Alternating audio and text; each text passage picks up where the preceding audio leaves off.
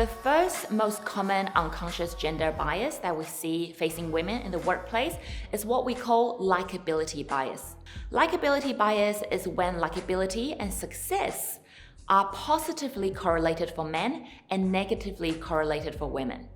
So what this plays out in the workplace can be that in a meeting, we are all trying to voice, maybe challenge different point of view, and men and women get different response for displaying the same behavior. For example, I challenged my boss in a meeting for a different perspective. I'm actually, as a result, called emotional or dramatic. When a man calls out exactly the same thing, he's actually called out being passionate, and behavior are justified as we're all paid to have an opinion. What this means is that it actually has a direct impact on how women feels in the workplace. So when you see this happening to you, practically what you can do is to adopt the SBI feedback model. Rather than just calling someone out as, hey, you're being sexist, which is not really helpful, not really constructive, and can often make someone feel that they need to be really defensive right away, use the SBI framework and provide your feedback framed around situation, behavior, and impact. For example, hey, yesterday in the meeting when I was trying to challenge you, situation, behavior, you actually told me to actually just calm down, that I was actually being too dramatic and that it was unnecessary. But 20 minutes later, when James actually voiced a similar challenge, not only you welcomed it, but you actually commented in front of everyone that you think James was actually being very courageous in speaking up.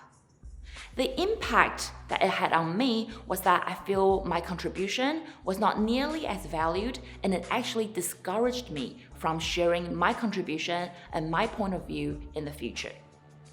SBI feedback. What happens if you're on the receiving end of that feedback? What happens if you are being caught for having this behavior? Firstly, remember, it's okay. We're not here to passing judgments. Treat it as a learning opportunity. So what we can do here practically is to respond using a PAD framework. That's pause, acknowledge, and discuss. Don't feel that you need to actually respond or apologize right away. Actually take a moment and pause, reflect, put yourself together, and then acknowledge, hey Sarah, I hear what you're saying. Discuss. I honestly didn't know that what I had that impact, and that was so unconscious, it was unintentional. But thank you for sharing that with me, and I'll make sure that I'm more mindful in what I say and how I respond in the future. And what happens when you see this happening in front of you and no one's calling it out? As an active ally, what we can do is go through what we call the QC process. And that's not the quality control as you know it, it's question it and call it out. Question it, hey, I saw that you responded to this comment towards Sarah and James very differently. Can you tell me more about it? Did you notice that was what's happening? And call it out.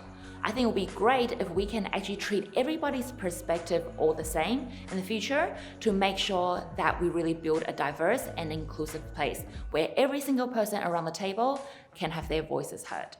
Likability bias. Practical ways of how you can overcome it, which is the SBI feedback model, a QC process that you can go through, and to pause, acknowledge, and discuss. I hope you have found that really practical. Thank you.